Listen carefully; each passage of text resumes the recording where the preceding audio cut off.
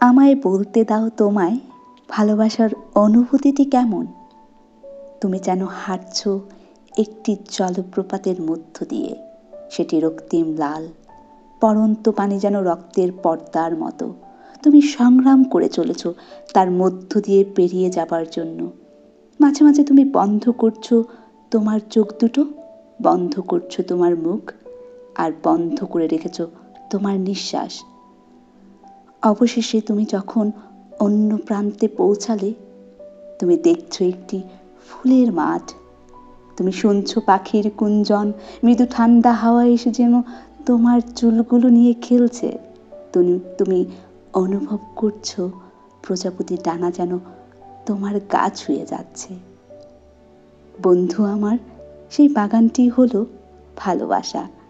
সুতরাং তুমি তো তাহলে এবার বুঝেছ আমরা কেন বলি, যারা ভালোবাসার সন্ধান করে তাদের অনেক কাজ করার রয়েছে।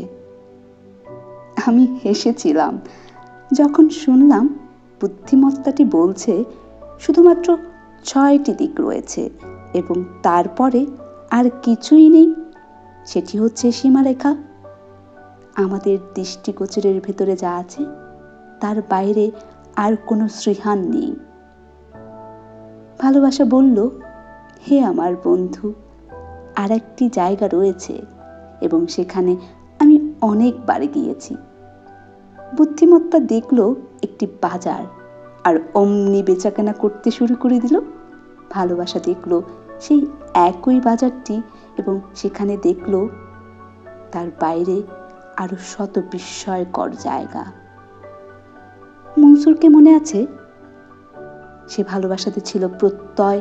সেখানে গিয়ে মিম্বারে উঠে ঘোষণা করেছিল প্রিয়ার প্রতি তার ভালোবাসার। তথাপি বৃক্ষ লোকেরাই তাকে করেছিল ক্রুশবিদ্ধ। প্রেমিকদের মনে হতে পারে তারা রয়েছে গভীর বেদনার মাঝে, কিন্তু আসলে অন্তরে তারা উৎসব মুখর। বিষণ্ণ হৃদয়ের বিজ্ঞ মানুষেরা অভ্যন্তরে সবকিছুতেই নেতিবাচক। বুদ্ধিমত্তাটি বলল, ধ্বংসের দিকে আর একটি পাও বাড়িও না, সেটি অন্তরায় ছাড়া আর কিছু না। ভালোবাসা বুদ্ধিমত্তাটিকে বলল, ওসব অন্তরায় তো তোমার ভেতরেই। শান্ত হও এবং নির্মূল করে দাও হৃদয়ের গভীরতা হতে জীবনের সব অন্তরায়, যতক্ষণ না তুমি দেখো তোমার ভেতরে সেই ফুলের মাঠটি। সমস্তা ব্রিজ, আপনি হলেন সূর্যের মতো কথার মেঘচ্ছন্নতার প্রতি।